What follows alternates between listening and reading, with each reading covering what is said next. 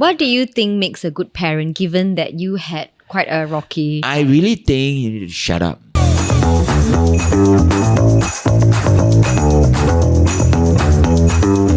Hello and welcome back to another episode of Open House, where every conversation opens a new perspective. I'm your host, 𝙗𝙗.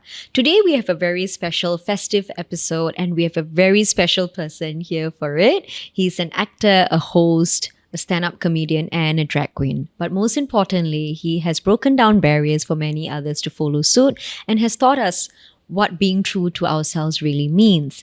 Today's episode is particularly important because during this festive season, while many of us rejoice and celebrate with family and friends, there are many of us who might also be going through a hard time. As we reflect upon the year, we might be hard on ourselves thinking about what we have achieved, what we could have done better, and what is coming for us in the future.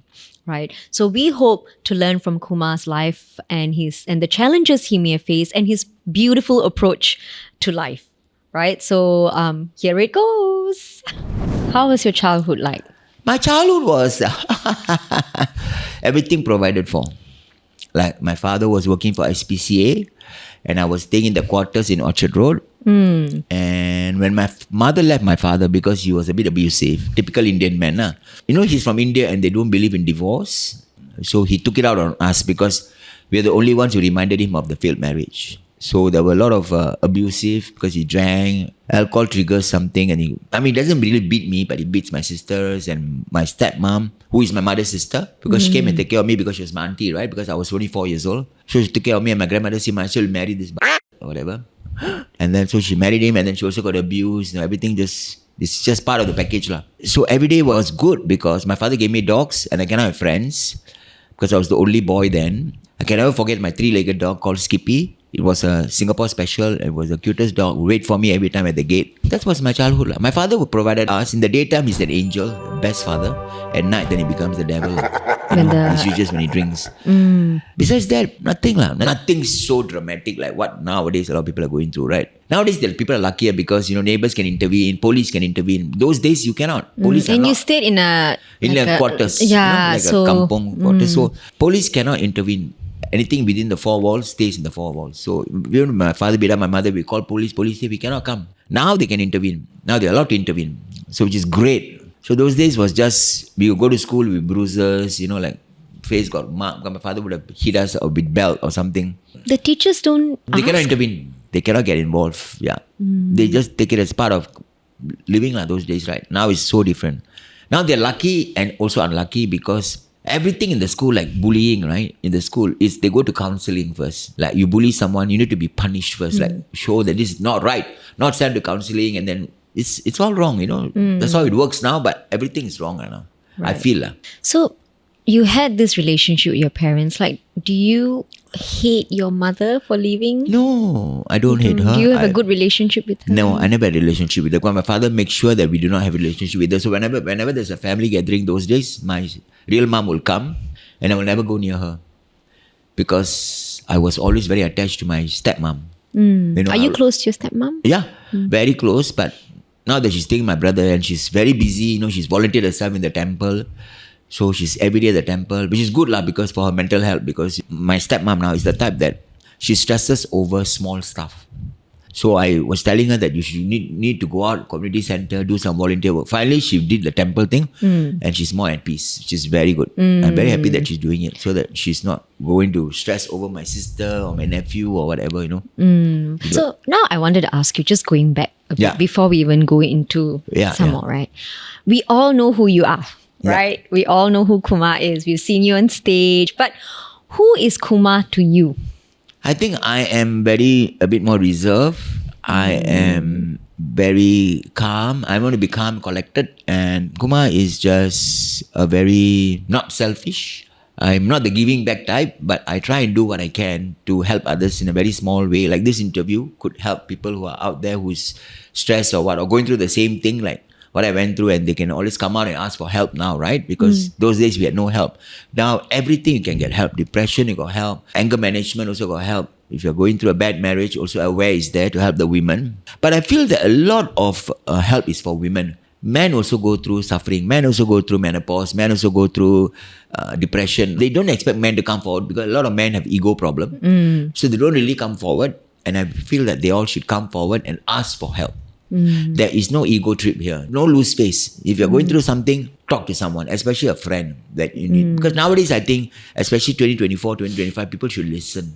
Listen to others, because I think people are not listening. They're always talking, because I think other people got some problem. If you can help, you help. Not money, but other ways, But I think the problem is when you speak to friends, right? You don't know who is genuine, who's there to help. Absolutely. So how do you... They will come forward. If they're genuine, they will tell you, Durga, I think you have a problem and I would like to put you through this. Because, nowadays you walk in the streets, everyone looks normal, but you don't know what is going through their head. They could be going through a severe depression. They could be going through a severe breakup with their boyfriend or their girlfriend or divorce. You don't know, because they're all putting up a front. Because that's what they're supposed to do in the natural world. So you don't know. If you don't talk, how would I know? I can't predict. I'm not a psychic to predict they're going through a bad time, because everybody's got up and down. So how do you manage that? Right. Some people go into music, some people go into drawing, some people go into gardening, But if you don't have all these vices, where do you go? You have to find something. Something that... How did you manage Netflix.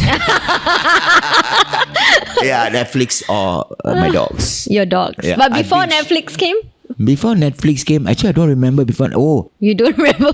So what did you do when you needed to talk to someone? How do you, because you're famous, how do you know someone's coming to you because they're genuine or because they want to with rub the years shoulders? of experience, you can tell. That's why I filtered my friends, because I know the people who just sponge on you for free drinks and free this. So I filtered them all. So now I've got a very core group of friends only. I don't talk to the rest. Yeah, only small. I don't talk to the rest. I don't want, because their problem become your problem. And their problem is not even problem. Like people who borrow money, who don't return you back, but they still can sit down and face you and talk to you. I got people like that. And these people I'll just filter out. It takes time. It's not, you can't do it at 19 years old. You have to do it when you're like 40 or 45 or when you're older, because 19 you're still exploring with friends and you're still trying to find out who's genuine. Because 19 years old, you can't be so matured. Even how matured you think you are, you're not matured. Like yesterday, I met someone who's 33 years old and the person feels he's so old because you got white hair. I'm like, white hair doesn't resemble doesn't old, mean you're old. Yeah, but they all like that. Right. My niece is 33 and she thinks she's damn old. Then I tell her, then you think I'm a dinosaur. You know what I mean? Like, how you're damn old? You're not even old. 33 is like life is just starting. Yeah, it's such a nice age, right? Yeah. I think 40 is a nicer age. Yes. Because you began to realize what you need and what you don't What need. I want, yeah. Right? Actually, that's very true. I'm at an age where I finally sort of know what I want in my life. Yeah. And what I don't want in my life. I know who to appreciate more. Yeah. Definitely. Brilliant. Right? But for the younger generation especially, right? Their whole life is, a lot of it is on social media. Yeah. Right? From what I hear, you are not on social media. No, I think if the younger generation can stop being on social media, like they should make an effort to stay away from their phone, like as much as you can. I try, but it's always ringing. I always try to stay away from my phone whenever I can. That's why traveling is good. So when I'm in the plane, I always off my phone. Okay, so now back to your childhood, right? Yeah, Was childhood. there ever like a fear for you that you might end up like your dad? No. You never ever had a fear? No fear, but I think my brother does. That's why he didn't have children. My mother kept pestering him for a child, and then he got her a poodle. Then my mother calls me and says, "So is that the child?" I say, "Yes, mom."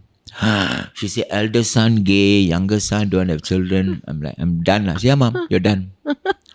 Now, like you have been through all these experiences, right, at a young age. Like I'm sure some kids out there may have been going through as well, like maybe abuse and all that. As an adult now, having been through all of this, have you been able to heal completely from it? Yes, I completely healed because I forgave my father. When my father had cancer and I forgave him, this was like 15 years ago, because I had to come to terms with the fact why he was like that. So I told myself maybe he was like that because, that's why I say like a failed marriage, they will not be able to accept it. So I reasoned it out with myself and I'm over it. It's done. So you think the forgiveness is important? Very right? important. Forgiveness and gratefulness is very important.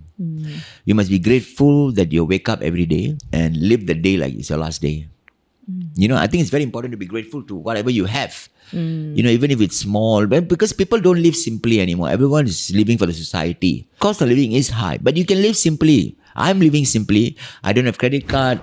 I only have a debit card. I don't have loans. I'm debt free. That's all important, because why you want to be Don't complicate your life, basically. like must have a car, must stay in a condo. My friend's son, by 27 he must have a condo. I say, what happens if you don't get a condo by 27, get into depression and commit suicide, is it? Like, I don't get it. How you do this to yourself? If it happens, it happens. Like, I live in HDB for the longest time, 10, 11 years now. People say, oh, maybe Kumar not doing very well. It doesn't matter what people say. It doesn't matter how you feel. It's your own self-satisfaction. I will live in HDB because I want to be a Heartlander. I was living in Orchard all my life. So I wanted to live in a Heartlander to experience what the Heartlanders go through so that I can talk about it in my show, because every day is a new experience with all the aunties under the block, the uncles under the block. It's very interesting. And people know me around my area, but they don't really disturb me. They understand that's your private Your personal space. Yeah, personal space.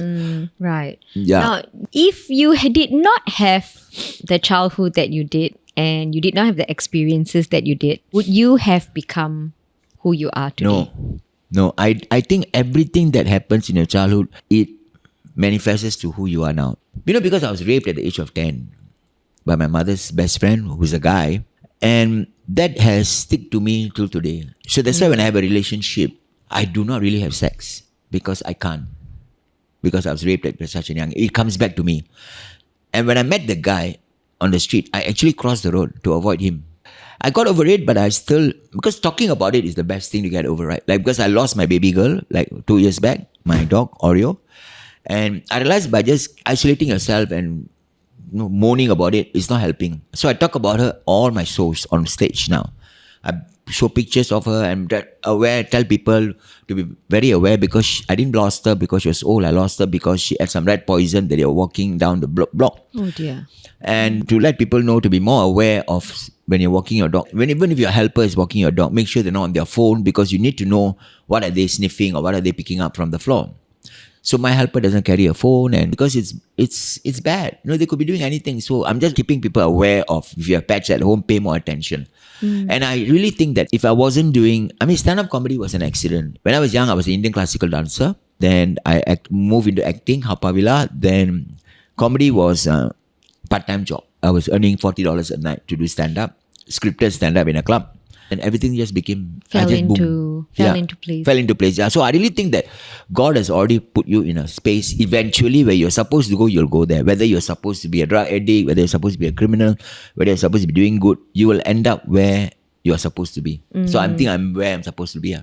But do you also think that sometimes, like, being happy, like what you said, being stressed, being depressed, is also the choices that we make? Yeah. I'm sure you took specific choices to ensure that you can succeed in this field, right? Because especially now, there are a lot of younger comedians, right? The stand-up comedians. So I have to up my market. I cannot be complacent. So what I do is I move to current affairs.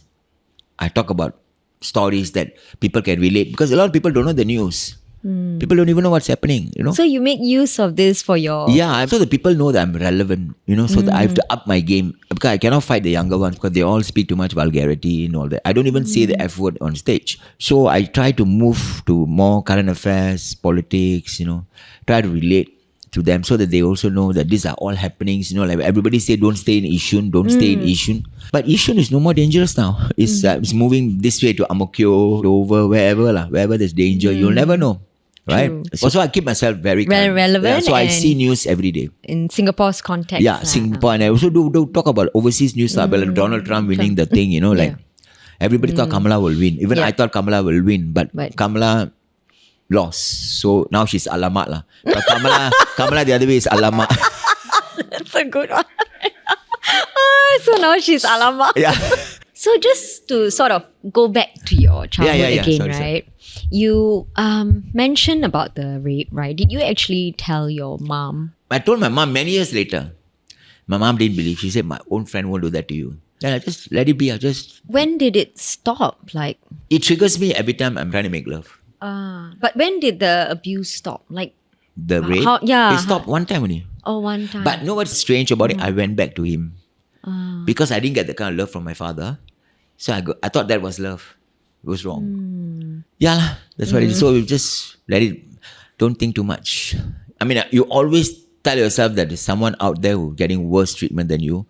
So to make yourself feel better. Yeah. But if you could help someone going through that? What advice would you give them? So if you feel something's wrong being done to you, I think you need to speak up. Don't keep quiet. Don't think, oh, it's okay. No, nothing is okay. You cannot just keep quiet, because when you keep quiet, it will happen again.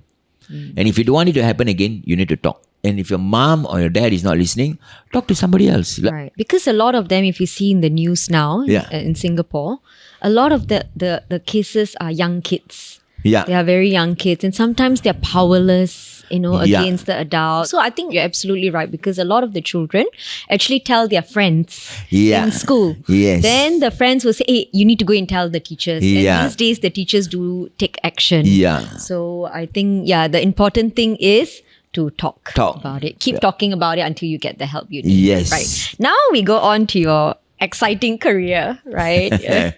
So you first started to dress as a drag in the Laugh Comedy Club. Is that correct? Yeah. Laugh Comedy Club. How did you feel when you first... Oh my God, it was scary.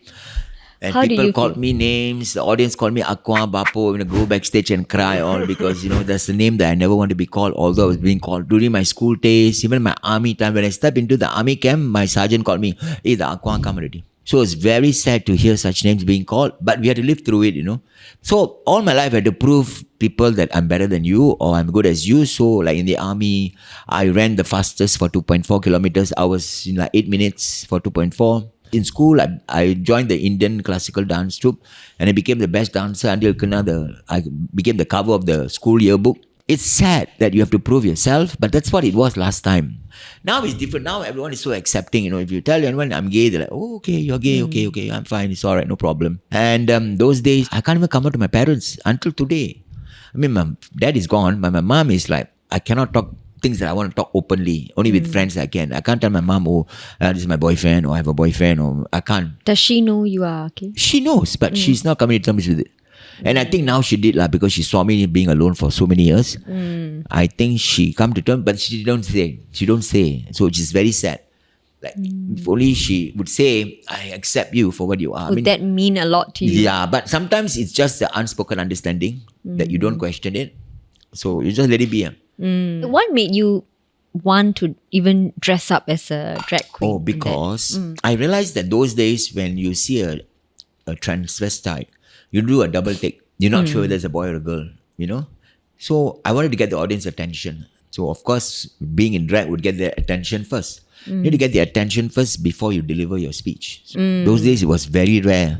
It's like the minority, and then being in drag is a double minority, Indian in the drag, So you were Indian, you were in drag in the 90s. How did your friends or family react? I lost all my friends. You lost all of them. Oh, I had to make friends through the years. If you ask me if I got a childhood friend, I don't have. I don't have a school friend. I don't have an army friend. I have nobody. So I have to make new friends along the way. So who came to the show, became a customer, became my fans, became friends. So these are all friends built through the years. What were they uncomfortable with? Like, why did they... I think they couldn't deal with the fact that I was doing sex jokes or I'm in drag. And then I became very famous and people couldn't handle the fame. My friends couldn't handle it because we couldn't go out in public. And it was very sad because people were like, run to you and ask for autograph or whatever they want because they are so excited to see you, right? And then my friends couldn't handle it. And so they just stopped calling me because we cannot go out in public. And that's when I stopped doing TV because TV made me too famous. So I had to stop it so that I need my own private space. So then I came to terms with my own private space. And now people still come to me, but they're not as before. Because people still come, the older generation or even the younger. Nowadays, I got kids, girls, like in secondary school in uniform, below my block, calling me by my name. And I'm like, I'm so honored. I said, how you know me? Oh, we saw your video. But you're secondary school. All of them. It's only secondary school. Yeah, Kumar. I said, thank you for calling Kumar, not uncle. No, I call you Kumar. Cute Chinese girls. Until today they address me like, hi Kumar. Shouting across the road. I'm like, oh, so cute. Because you are all over YouTube. And TikTok. Yeah, that's the thing. And so it has helped my fan base because now my audience also, age group has changed. Like a lot of 20s, 19, 18 are all coming to watch me, which kids, is great. Yeah, because it's like, you need to expand your viewership. Because the people who know me from 1990s, it's either they're dead or wheelchair or vegetarian, vegetable or vegetarian. Never be a vegetarian. Never. Okay. What do you think that the younger generation like about you? I think the younger generation like about me because I talk. I like to talk to the kids to understand them. Like my friends' children tell me, you should have been a parent. Because the parents give them all the guidelines. I believe that you talk to your kids, you need to know what they're doing, how they are. You just have to communicate. Communication is the biggest challenge. Communication is the solution to all problems. Communicate. And you need to understand, especially with the younger generation, how they think, how they talk. You see like Gen Z, Gen Alpha. Gen Alpha got their own language, which nobody understands. What is Sigma? What is skibidi? What is skibidi? Skibidi is bad. And then they have no cap. Like, I'm not lying. There's no cap. The only time we say no cap, my time, is when your husband is not going to wear a condom. Right? But it's so different now. It's like they have their own whatever. Actually, earlier you were talking about your friends, right? You said that they couldn't handle your fame. And do you think that it's maybe because they were a bit jealous? Was there any jealousy? You're trying to stir shit. Yeah. Maybe they were. I don't know. But if they're walking away from you is the best thing to do, because I don't want to be there to explain to you why I'm famous or why am I good. Because in 1990s, it's already very daring to have me on stage, because it's not allowed totally in Singapore. Because when people come and watch me on stage in 90s, it's a naughty thing to do at night in Singapore. Then when I came on TV, we were the pioneers of Channel 5. We were the pioneers, me, Jacinta Abhishek, Dr. Olivera, Loretta, Lebon, Mo Alkaf. We were the pioneers of local TV. I became extremely famous. It just blew out of my life. I didn't even know how did this become so famous. So I need to stop it, because I don't want that. I want to do my nightlife. I want to work in the bar, and I'm very happy it is by what I'm doing, and I cannot do TV anymore, Then after that, I came back on TV only in 2000 on Vasantham. Because everybody thought I was banned on TV. I wasn't banned. It's just that people scared to use me because they think that whatever I talk in the night will come onto on TV, screen, which I will not. I know what can and can't be done. But even now, I don't talk on TV like other things I do on stage. So after a period in 2000, then they realized, Channel 5 realized, oh yeah, he knows what he's doing. He doesn't say. Then slowly everybody started calling me back, and I'm doing that and that. That's why my new program is coming out, which people know that only at this age I can handle all the mental health. So we're going to interview people who are depressed, who came out of depression. I want to interview public. I don't want to interview celebrities. Why interview people who are already stars? They all have money, So let's talk about the Heartlander who's going through all this problem. And who don't have that kind of money for consultation or therapy, and how did they come out of it? Because I think it's very important to talk about it and to let people know that there is help. There is help. I mean, nobody wants to help you. Come to me. I will just sit down there and listen to you. I've helped my own friends who are like gone through some shit in their life or what. I said, don't worry, everything has got a solution. There is nothing you cannot just leave it open. You need to solve it or have a closure to everything. Then you can move on. If you don't close it, it's going to be hanging there forever. You need to close every problem that you have. Like when there's a will, there's always there's a will. There's a way. Yeah. Right. If you ask me if it's satisfied life or successful life, I would say satisfied life. Because satisfied life is only measured by yourself, your mind and your heart. Success is measured by others. Very true. Very true. And I think the rat race we are all in, sometimes we always feel burnout, especially for you, right? I love what I do, so I don't feel a burnout yet. But sometimes I wish I don't have to perform because I'm not in a mood or what. But like when my first kid passed away, that very night I was doing MBS and I went on stage crying or whatever. I still managed to pull through because people bought tickets, You don't know what other people are going through. They want to come and watch me. They're going through some other bad time. So I don't want to cancel the show. So I feel that every day performing for me is helping someone out there going through a rough patch or whatever to put a smile on their face. If I can entertain 10 people per night, whenever I'm on, I'm done. Because you don't know what they're coming into the show with. They're there for a good laugh. Yeah, make their and day because better. even doctors have said laughter prevents heart problems. I could be helping someone out there, and I don't really know. Like one lady came to watch the show, my Monday nights, and she had a stroke recently because burnout, overworking, and while she was recovering from the stroke, her daughter kept showing my clips to her. The daughter's father asked her, the lady, what do you want for birthday? So I want to see Kumar live. So they brought her in a wheelchair and she came to watch me and I was so touched after that. She said, you really made me recover like that. Because she's a workaholic and she stopped working. It became double for her. Stressed out because she's she doing couldn't work nothing. anymore. That kind of people who come and watch me really make me feel good. Like to carry on doing it because I don't know who I'm helping, right? So these are really great moments in my life. How do you feel when you perform? When you go on stage in your full... I switch on, switch off. Because the person that I see now is very different from the person I saw on I know. stage. A lot of people have said that. Yeah. Like, very more reserved or very different because they're on stage You is are- bitchy. I'm in control. You own the stage. Yeah, I'm the own the stage. Then when I come down, I switch off. I've learned it. lah. And I take a moment like 5 seconds and I tell, thank God, please be with me. And I always say thank you for giving me the stage. And I'll do that for 5 seconds and I go on stage. I've got a question. How do you pick which audience you are going to... Remember I told you earlier, like at the Bachelorette, you picked all... Yeah, but usually they will tell me there's a bachelorette. Oh, Yes, it's not I pick on you. You don't pick. Yeah, Okay, yeah. so you know But preconceived. now people like roasting. Right. They like roasting and like I talk to the audience lah, like here and there, whatever. But generally anybody, You just randomly... random, just talk to everyone, you know. It's very spontaneous. I see. Yeah. Now, coming to the sort of this, like, what is the hardest thing, right, in all these years you've ever had to do for your career? I don't know. Or if nothing, because you've enjoyed your... Yeah, I don't think anything was hard. I think now after COVID, D&D is hard to do. D&D? Company corporate events. Dinner and dance. Yeah, dinner and dance. Because I think nowadays nobody wants to listen to you. They're more interested because everyone is remotely working, right? Yeah. So when they meet this time, they all mingle and they forget what's happening on stage. So a lot of companies should stop engaging comedians and get visual performances like balloon or magician or something that doesn't have to communicate with the audience, which is very hard to do D&D. So I stopped doing. I see. Yeah. I see. Now, okay, the next question is, Yeah. we love you. Yeah. Singapore loves you. Singapore needs to tell me that before I die, because Singapore only remembers you after you die.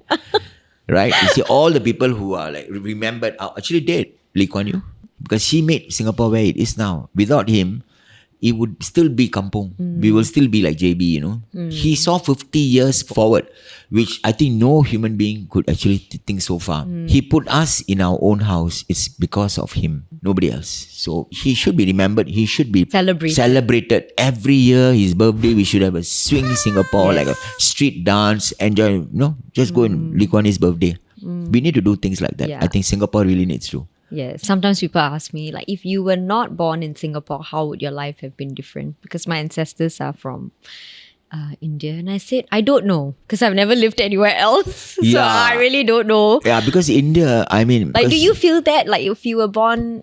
Because your dad was from India. Like, yeah, if you were born I anywhere think if I'm else... born in India, I'll be a beggar now. I just recently came back from Bangalore. It was so dirty. The roads were so uneven. It's so filthy. Like, I mean, because we're born in Singapore, we're so used to the cleanliness.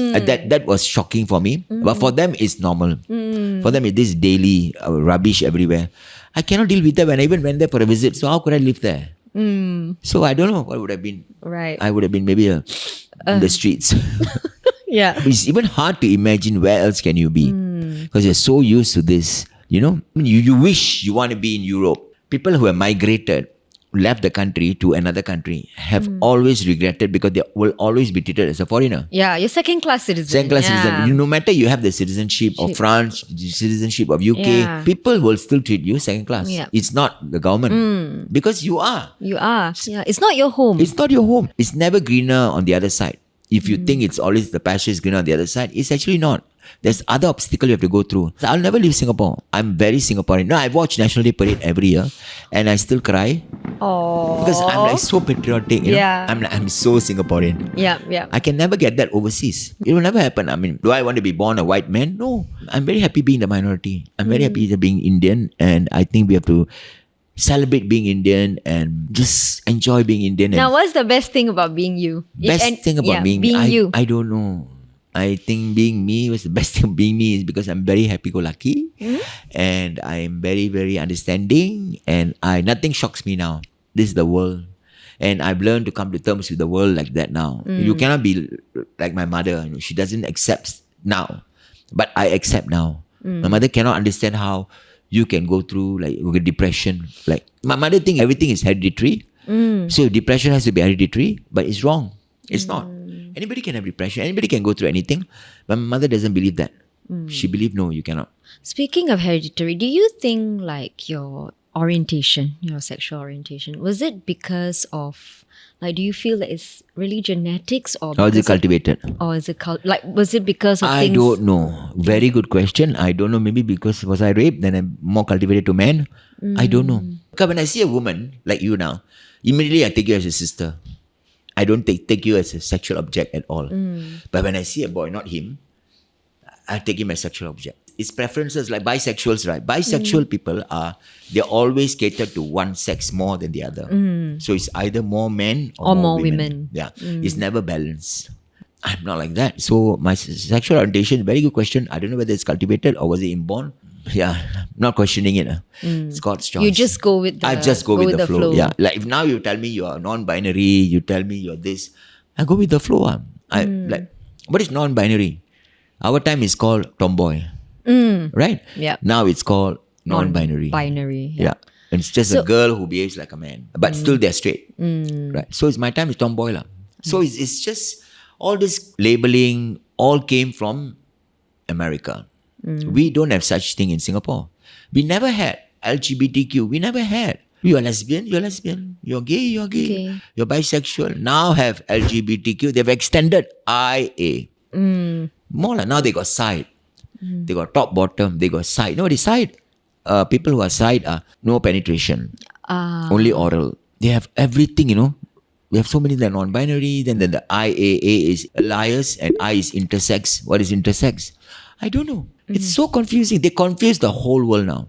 It was much simpler. I'd rather be in the simpler time because those days were more fun. We had music, there are lyrics, that we can go to club and have dance. Nowadays, you go club, no lyrics. It's the They're Gen Z mumbling. music. Just, that's it, and everybody's dancing. I'm like, you're dancing to what?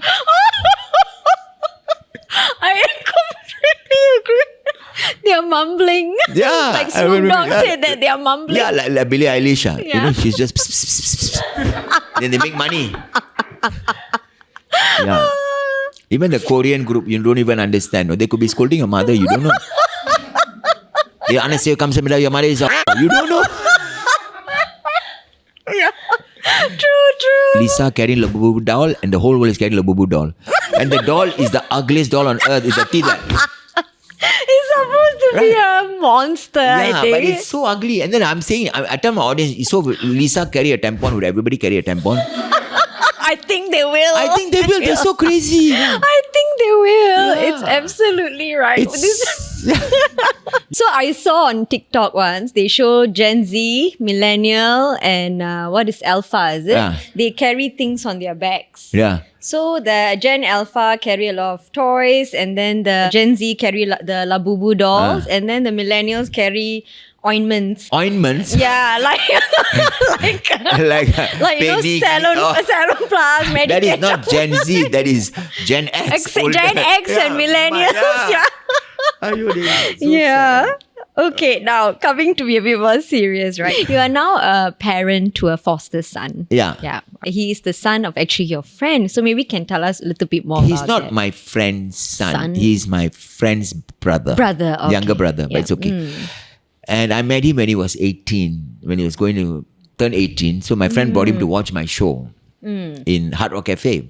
And then we clicked immediately and he became my son automatically. And then one day when I was staying in Ang Mo Kio then, he came to my house and he said that I fought with my father, can I stay with you for a few days? I said, of course, because I had a spare room. Stay with me. Then 3 days became 3 weeks, 3 weeks became 3 months, 3 months became 3 years, now it's 12 years. He refused to go back because where he was staying in his parents' house, he was sleeping in the hall. So then now he gets a own room, he gets everything spoiled to the max. He gets everything. I give him everything because I just showered him like my own son. Yeah. And it's been 12 years. And So he's still with me. what do you think makes a good parent given that you had quite a rocky... I really think you need to shut up. Me? Parents. Oh. No, sorry. sorry. No, it's okay. I'm joking. I think parents should learn to shut up when they need to shut up. I think they should stop nagging. Because if the kid understands you and appreciates you, he will be a good boy. Because nowadays Gen Z, to them everything is an entitlement, right? They don't even think it's a privilege. They forget it's even a privilege to have parents. But I think that mindset have to change. That they need to talk to their parents and the parents need to talk to the kids. No, parents always think give money. I see kids, school uniform. Sitting at restaurants eating. I'm like, you all can afford. Yeah, I couldn't afford. My time, McDonald's was birthday. Yes. Yeah, now McDonald's is a snack. And why the kids who are younger are diabetic below 11? Because of McDonald's. Grandparents look after the grandchildren. After school, bring them for McFlurry, Sunday, McDonald's. Yep. That's why the kids at 11 years old are diabetic because of this. But we cannot say anything about the grandparents because that's the way they show love. Yeah. They show that they pay attention to their grandchildren. So I don't eat fast food at all. I haven't touched fast food in like 20 years. I haven't even taken public transport in like 30 over years. I mean, like bus and MRT. If you ask me to take MRT now, I'm dead. No. But I really appreciate because I saw a TV program on young people who like bus rides, who actually take bus on a Sunday to just go on an aimless ride, which is so interesting that they find new place in Singapore that's exciting for them. And these are all the young people. There's a boy who likes bus so much, public bus, that his profession is a bus captain. He chose this path that he wanted to become a bus captain, which is so good. But the youngster they're finding their path, what they want to do, and which is so exciting and interesting because we all didn't have a path. My father always said, "Okay, join the army, sign on, become a doctor, go and study hard, become this, become that," and then I became a pundan. I became a aqua. So it's like my father's like, kwa. So I think it's very interesting when I see the younger, because I see CNA every day, right? Spend time watching news. So there's always this kind of program on people becoming this. And the other things that is like, just now I told me got Teochew Association, which I didn't even know. I know there's a Hokkien Association. I didn't know everyone has got their own association, which is so interesting because you don't forget the history of Singapore, because everything is taken out of Singapore. Turf Club is taken out. Orchard Tower is taken out. We forgot the history where the prostitutes were, Some histories have to maintain so that people who are younger will know Singapore had a culture. All this is not what you see today. Yeah, you can't do a TV program every time to educate the young people that this is what it was before. But what you're all having now is bed of roses. Like army now is bed of roses. And the young boys are still complaining. My time was tough, What was the worst thing you did in army? I had to strip naked in front of all the boys. And wear the PT in front of all the boys. And of course, I was hiding. Trying to hide. Now they have trolley bags, I think. Now they have they even have an aircon bus, darling. From Pulau Tukong, the jetty to the camp. Did you not have No, we had to march. We didn't have bus. Now it's aircon. And they're still complaining. How is it tough? My God, we went through shit, man. They're so lucky. And their pay is so much better. I was paid like $135 a month. They're getting $1,000 a month. Still complaining not enough. But you got time to still go out clubbing. Yeah, so then that's why I say, how can the parents then help the kids? Because the parents are maybe it's a different generation, different generation. And I think parents shouldn't bring up their kids the way they were brought up by their parents, because everything is different. Time changes. Communication. Yeah, you teach your kids to communicate. Talk. I think that's the way. Speaking of communication, right? Were you ever like bullied? Of course. Yeah. Being so maybe, feminine, you get bullied all the time. The cat calls. Because in school, all the girls were my friend. So the boys were jealous because they cannot date them. Okay. You know what I mean? The girls became my friend. Because you came a clique. Yeah, the clique. So, and the boys hated me. So I always get bullied. They pull the chair, I'll fall down. Or Ducky, the toothpaste? Yep. The black guy last time. Now it's called Dali. Dali. Before that was Ducky. So my classmate used to ask me, is that your uncle? That kind of bullying. Same thing. Yeah. So it's part and parcel of living those days. Now it's, you can complain. Bullying lah, cyberbullying lah. So what do you do when you face these bullies? I think it was just part and parcel of living those days. Racism was always there. You cannot run away from it. Is this or that? Now you can question the person, why you saying it. Those days we cannot, because it was just part and parcel of living in Singapore. People are racist. People used to say, don't hang out with the Malay boy because then you become stupid. Don't hang out with the Indian, because you also will turn black. Like the colour just spreads to you, now you cannot say Malays are the ones who are stupid or Indians are the ones who are smelly. But people still think Indians are smelly because it's the coming down from stereotypes. And the stereotypes are funny because we have dealt with it. Malays are just quietly becoming smarter. They are in NUS. They are entrepreneurs. They are business minded. So they're also moving up. But the stereotyping works because for my work, the jokes still work because we always say Malay are the one riding bike, my motorbike. And the Indians are the one who are valets. So it helps, but don't know for how long more. But as because long it's as changing. changing. Right? But the audience, they still laugh at it because they were taught by their parents that this is what This it is correct. And they can still relate to it, Yeah, so to so speak. that's very important. Okay, we've come to the end before we come to the questions. What's a word of advice, right, that you have for anyone struggling out there? I think happiness is very hard to find, and I think people need to find their happiness, and I think do what makes you happy as long as it's not illegal. And I think you need to like what you see in the mirror. It's the first step to happiness. I like that. And if you've got nothing nice to say, don't say. Yeah, keep your mouth shut. Keep your mouth shut. Oh, question, huh?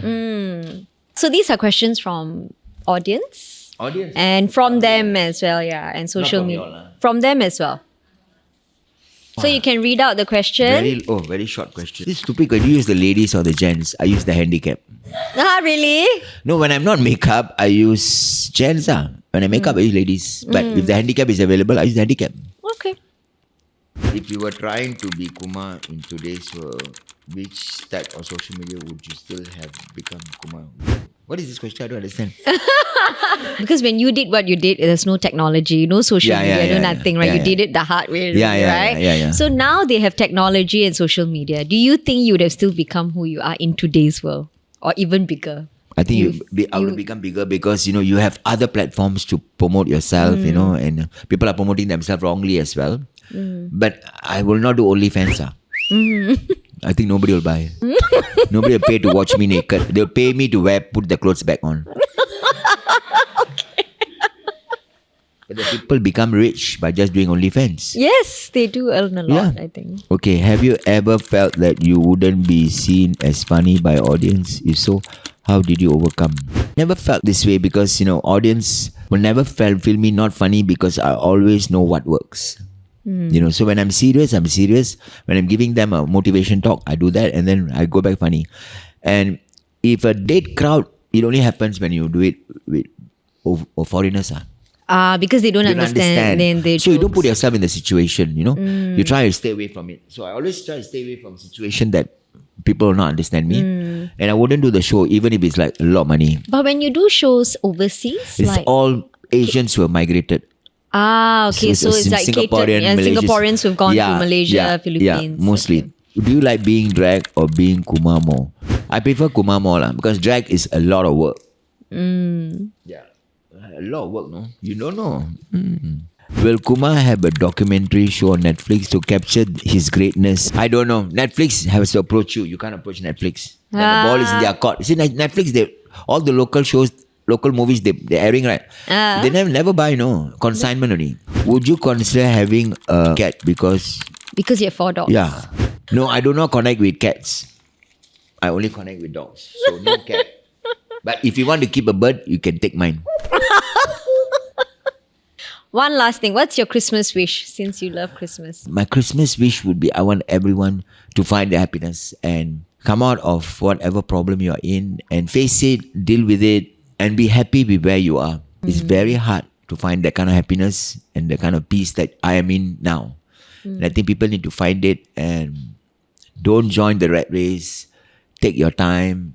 I think people need to slow down. Everyone is like in a rat race. Everyone's rushing for the money. And it is not about all that because when you are so stressed out about money and all that, that's when all the medical conditions come in because you stress yourself out. And even if you're married, if you have an argument with your wife, walk away, don't make it worse, and then come back and then start all over again, understand the problem that is. Marriage is also compromise and communicate, you have to compromise, because you start living with someone freshly, new. And I know a lot of marriages broke up because suddenly they moved to a BTO and the wife don't like the husband's style and the husband don't like the wife's style, so they had to break up because of that. So I think a lot of compromise has to be done with men and women, and especially marriage is so important. Holding your wife's hand is so important. Nowadays kids don't even let your mother hold their hand because they see so embarrassing. But it's so wrong. I think people need to understand the kind of mother love, the fatherly love, whatever love you have. I learned a lot of things from my own adopted son because he was not in the right group of people last time, and now he's thrown all of them out and changed his whole life to a better person. And I think if he can do that, I think a lot of people can do it. If you think you are going the wrong way, I think move the right way. Don't just say, people are giving me attention on the wrong side, drugs or whatever. It's all wrong. It's only fun for that time, 1-2 hours of drugs. After that, you're back to your own problem. Like if people say, oh, I'm drinking because I'm going through a bad time. After drinking, when you sober up, the problem will come back. Yeah, it's still the there. problem is still Yeah. there. Solve it. Like if you have a misunderstanding with your wife, don't sleep over it. Solve it. Then sleep. No, I'm going to sleep through this. You can't sleep through this. Tomorrow is going to be there. Solve it and then sleep. Fantastic! Yay! Thank you everyone for watching this episode of Open House. I hope you had as much fun as I did speaking with Kumar today, and I hope you learned something from this episode, this festive season. If you enjoyed this episode, please leave us a review, suggestions, or just in the comments about other types of guests that you want to see on our podcast. And also please do follow us on our socials for more updates. Thank you, and until next time, Merry Christmas!